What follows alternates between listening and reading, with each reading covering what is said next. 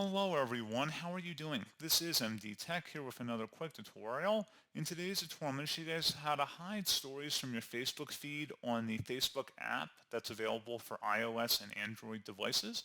So this should hopefully be a pretty straightforward process here, guys. And without further ado, let's go ahead and jump right into it. We're going to start off by opening up the Facebook app and select your profile icon in the top right. And then you want to go and select Settings and Privacy from this list. And then underneath Menu, select Settings. Scroll down again underneath Audience and Visibility and select Stories.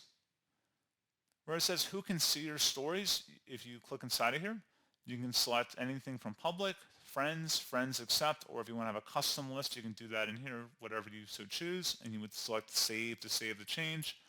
And that is all you have to do.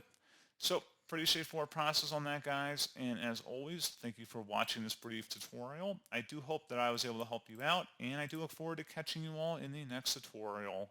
Goodbye.